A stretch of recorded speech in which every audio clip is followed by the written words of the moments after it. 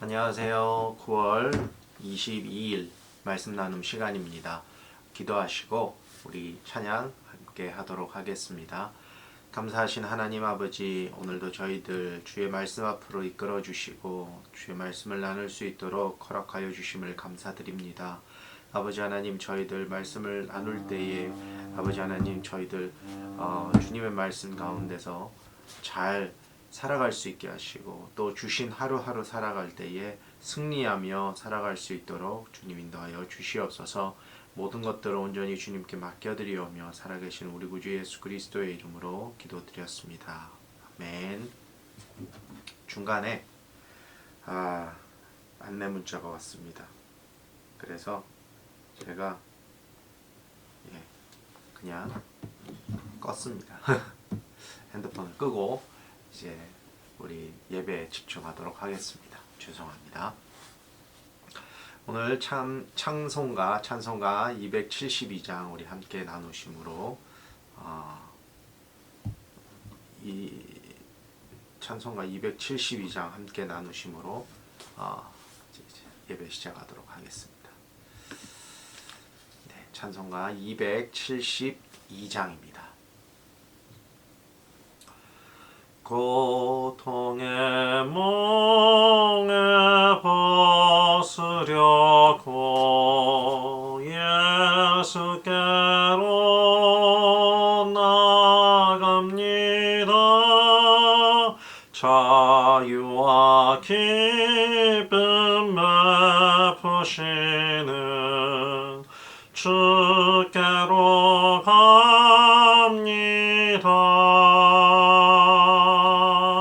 병든 내 몸이 튼튼하고 빈궁한 삶이 부어지며 죄악을 벗어버리려고 주께로 갑니다.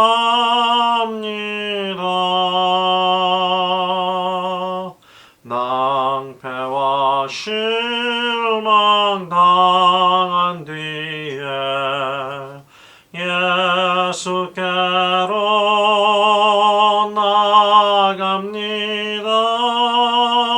십자가 은혜 받으려고 주께로 갑니다.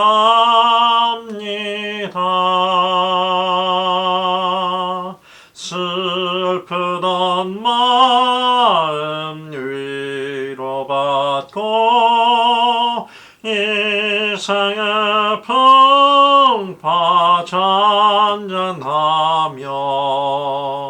영광의 찬송 부르려고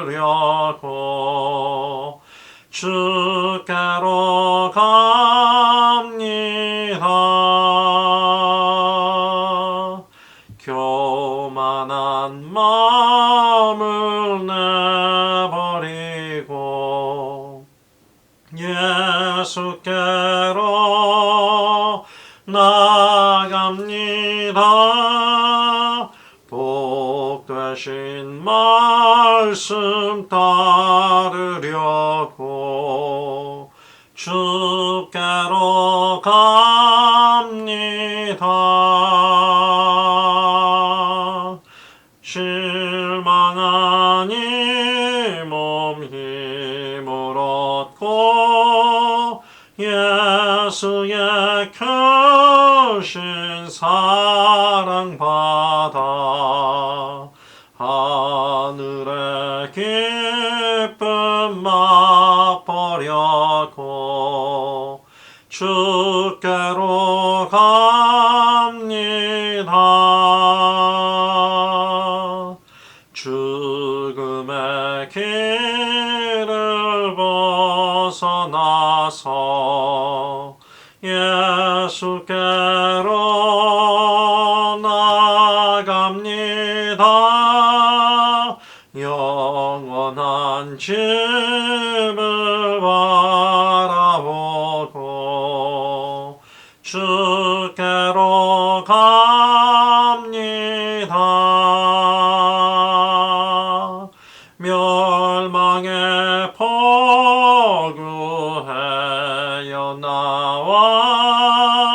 평화의 나라 다다라서 영광의 주를 배우려고 주께로 갑니다.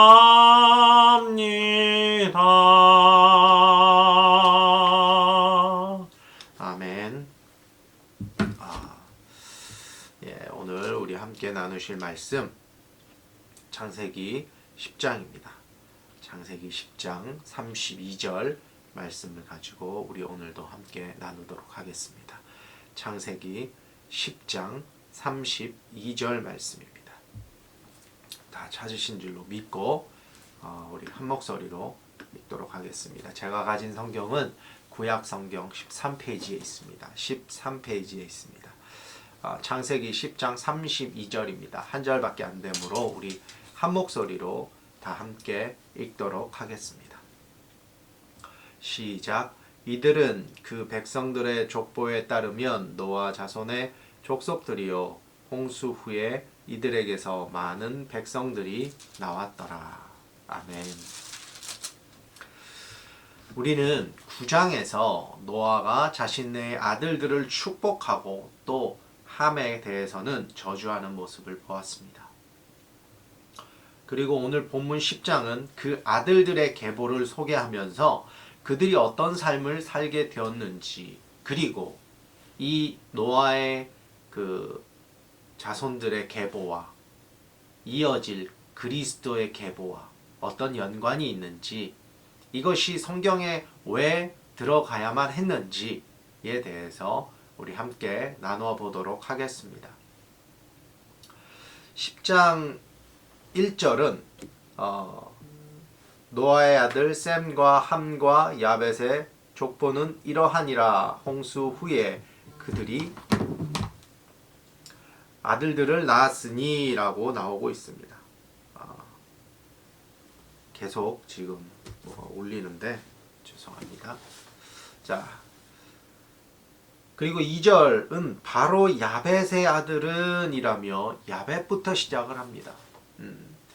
셈과 함과 야벳, 순서대로 보면 야벳이 막내 아들입니다. 그 막내부터 성경은 그 막내 아들의 계보부터 소개를 하고 있습니다.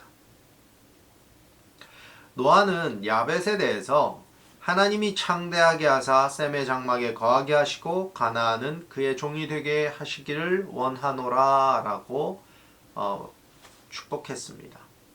여기서 하나님의 명칭이 엘로힘으로만 쓰였으며 야벳은 그 세상적인 풍요 그리고 창대케 되는 복을 받았다.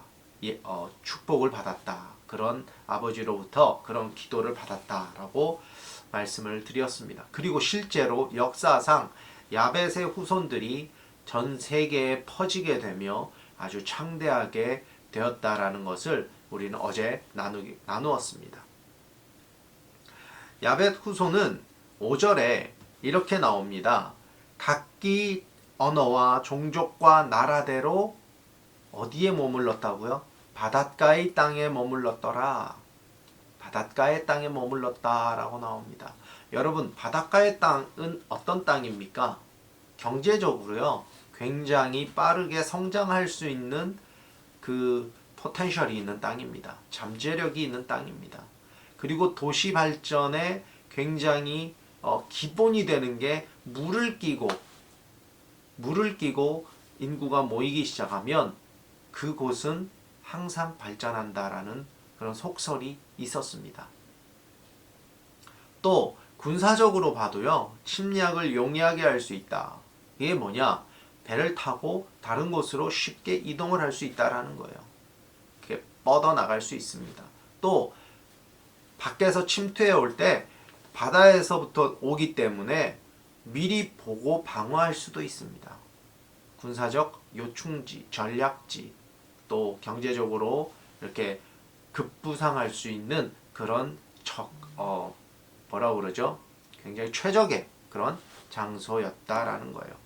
이렇게 야벳의 후손은 경제적인 풍요와 다른 지역으로 쉽게 접근할 수 있는 그런 용이한 곳에 자리를 잡음으로써 그 후손들이 계속해서 번창할 수 있는 발판을 마련하게 되었습니다. 그리고 노아의 예언과 같이 그들은 세계 곳곳에 그렇게 뻗어 나갈 수 있었다는 것입니다. 두 번째로 함의 후손들에 대해서 나옵니다. 8절에 구스가 또 니므롯을 낳았으니 그는 세상의 첫 용사요라고 나옵니다.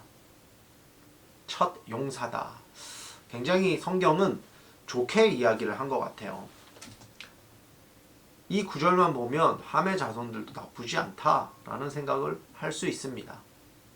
그러나 원문을 잘 보면 이 니므롯은 이 이름의 뜻, 니므롯의 이름의 뜻은 반역자라는 것입니다. 누구에 대항한 반역자일까요? 하나님에 대해서 반역한 반역자라는 것입니다. 그가 또 그가 첫 용사라 이렇게 나오는데 첫 용사라고 되어 있지만 사실은 포악한 자다라는 거예요. 포악한 자로 해석을 할 수 있습니다. 그리고 그가 여호와 앞에서라고 나옵니다. 여호와 앞에서 대항해서 하나님을 반역했다라는 뜻이 됩니다. 이렇게 니므롯에 대해서도 하나님을 대항해서 하나님을 대적해서 아주 포악하게 그렇게 그는 그런 사람이었다라는 거예요. 그리고 함의 후손들이 터전을 잡았는데 이 터전을 가만히 보시면 그의 나라는 시날 땅의 바벨과라고 나옵니다. 먼저 바벨이 나와요. 바벨이 어떤 곳인지 여러분들은 잘 아실 것입니다. 바로 다음 장에 우리가 보게 될 텐데 바벨탑 사건이 나오죠. 바벨은 하나님을 대항하고 하나님의 자리에 오르려 했던 사람들이 살았던 곳입니다. 함의 자손들은 계속해서 하나님께 대항했고 하나님을 꺾으려 했습니다. 하나님 자리에 오르려 했습니다. 그리고 11절에 바벨 땅에서 아수르로 나아가 니느웨와 르호보딜과 갈라와 및 니느웨와 갈라 사이에 레센을 건설하였으니 이는 큰 성읍이다 라고 기록합니다. 아수르가 어떤 나라입니까? 아주 포악하기로 둘째가라면 서러운 나라입니다. 아주 악한 나라였습니다. 그럼 니느웨는요? 그 아수르의 수도가 니느웨였습니다. 니느웨를 이야기를 할 때 빠질 수 없는 사람이 있죠. 바로 선지자 요나였습니다.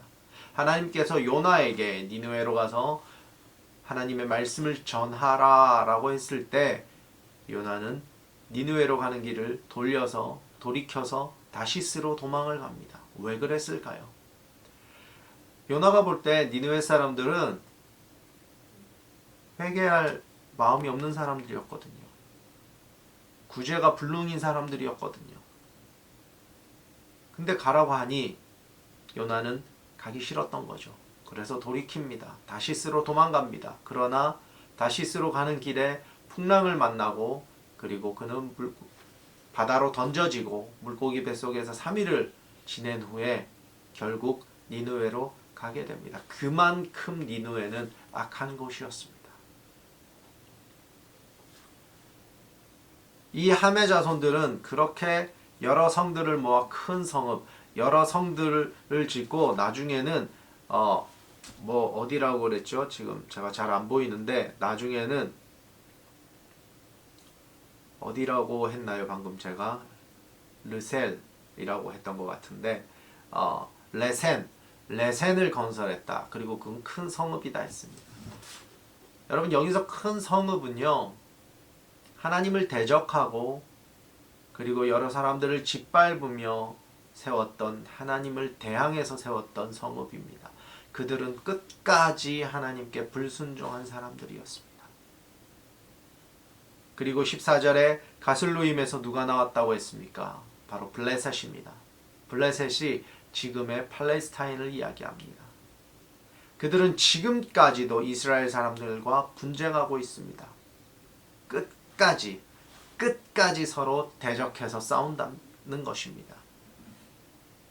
그리고 가나안의 경계가 소돔과 고모라까지라 합니다. 소돔과 고모라는 제가 따로 말씀을 안 드려도 여러분들이 너무나 잘 아는 곳이라 생각을 합니다. 그렇게 함의 자손들은 노아의 저주로 인해서 지금까지도 이스라엘과 분쟁하며 그렇게 지내고 있습니다. 이 함의 계보를 통해서 성경의 모든 예언들이 성취되었고 지금도 하나님의 역사는 계속되고 있다는 사실을 우리는 또한 발견해야 합니다. 하나님께서는 예전의 하나님이 아니시고 바로 지금 살아 역사하시는 하나님이시라는 사실을 우리는 반드시 기억해야 합니다. 이제 마지막으로 첫째 아들 셈의 계보를 보겠습니다. 21절에 셈은 에벨 온 자손의 조상이요 라고 시작을 합니다. 우리는 여기서 에벨을 주목해 보아야 합니다. 에벨은 과연 누구를 이야기할까요?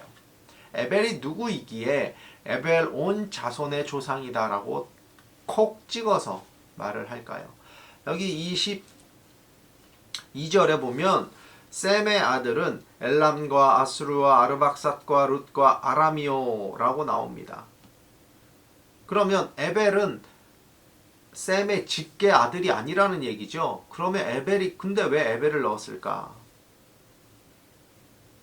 자, 그러면 여기서 아르박삿을 우리는 주목해야 합니다. 아르박삿은 순서대로라면 셈의 셋째 아들입니다. 그리고 24절에 아르박삿은 셀라를 낳고 셀라는 에벨을 낳았으니, 자, 여기에 에벨이 등장합니다. 에벨은 사실은 셈의 증손자입니다. 이 증손자가 셈의 계보 첫 번째 줄에 나옵니다. 에벨 온 자손의 조상이다. 그러면 에벨이 좀 중요한 사람이지 않나라는 생각을 하게 됩니다. 자, 그러면 우리는 이 에벨에 대해서 알아보기 위해서 11장 16절로 넘어가야 합니다. 11장 16절에 에벨은 40세에 벨렉을 낳았습니다. 그 뒤로 쭉 그 계보가 이어지는데 25절에 데라를 낳은 후에 119년을 지내며 자녀를 낳았으며 데라는 70세에 아브람과 나홀과 하란을 낳았더라 라고 나옵니다. 자, 에벨의 자손에서 누가 나왔습니까? 데라가 나왔습니다. 그리고 데라에게서 누가 나왔습니까? 아브람이 나왔습니다. 아브람이 누굽니까? 바로 우리가 잘 아는 아브라함입니다. 그리고 아브라함의 자손에서 누가 나왔습니까? 그리스도가 나오셨습니다. 이렇게 셈의 자손에서, 그 중에 에벨의 자손에서 그리스도가 나오신 것입니다. 즉 10장 21절에 나오는 셈은 에벨의 온 조상의 자손의 조상이요 라는 것은 결국 아브라함의 조상이며 히브리 사람의 조상이다 라는 것입니다. 우리가 성경을 그냥 읽으면 잘 보이지 않는 것이 참 많습니다. 그런데 우리가 이것들을 잘 짚어가면서 또 밑줄 그어가면서 또 환경이 허락하시면 관련 서적들을 구입해서 혹은 얻어서 이렇게 보시다 보면 이런 재밌는 그런 순서들 그리고 재밌는 사실들을 알게 됩니다. 셈은 노아로부터 영적 축복과 더불어 육적 축복까지 다 받았습니다. 그 이유는 그가 바로 여호와 하나님을 경외하는 삶을 살았기 때문입니다. 그리고 끝까지 그 삶을 놓지 않았습니다. 때문에 중간에 그 자손이 끊기지 않고 그리스도까지 이어지게 된 것입니다. 우리는 먼저 하나님을 믿고 예수 그리스도의 보혈로 인해서 죄사함을 받았습니다. 구원 받았습니다. 온전히 하나님의 은혜로 우리는 구원을 받았습니다. 하지만 여기서 끝나는 것이 아니라 앞으로 우리의 삶을 하나님을 위해서 살아야 합니다. 그리스도의 복음을 전하며 그리스도의 사랑을 전하는 사명자로 그 삶을 살아내야 합니다. 그냥 믿는 자로 사는 것이 아니라 살아서 움직여야 합니다. 그냥 있다가 가는 것이 아니라 받은 은혜를 흘려보냄으로 열매 맺는 삶을 살아야 합니다. 우리는 9장 끝에 28, 29절을 보면서 노아가 홍수 이후에 마지막에 그냥 살았다라고 보았습니다. 그냥 살았습니다. 자녀들을 낳았습니다. 그러나 그냥 더 이상의 어떤 일이 없었던 것 같습니다. 그렇다고 해서 노아의 인생이 잘못되었다, 노아가 실패했다라는 말은 아닙니다. 그러나 노아의 삶을 통해서, 셈의 족보를 통해서, 오늘의 말씀을 통해서 우리는 그냥 지내면 안 된다라는 것을 말하고 싶은 것입니다. 우리는 어떻게 해서라도 그리스도의 자녀다운 삶을 살아야 한다는 것입니다. 그리스도의 제자다운 삶을 살아야 한다는 것입니다. 오늘 우리는 노아의 아들들의 계보를 통해서 하나님을 섬기는 자들의 삶과 또 함의 자손과 같이 그렇지 않은 사람들의 삶이 어떻게 된다라는 것을 아주 잠깐이지만 나누었습니다. 우리는 하나님을 믿는 소명자고 사명자로 세움받은 사람들입니다. 그렇기 때문에 매일매일 하나님께서 허락해 주시는 그 날들을 살아가면서 하나님의 소명자로, 사명자로 그렇게 살아가야 할 줄로 믿습니다. 끝까지 우리가 하나님 앞에 바로 서는 그날까지 우리는 말씀대로, 말씀에 잡혀서 말씀이 원하시는, 말씀이 말하는, 말씀이 우리에게 주시는 그 삶을 우리는 살아가야 할 줄로 믿습니다. 오늘도 그런 저와 여러분들이 되시기를 우리 주님의 이름으로 축복합니다.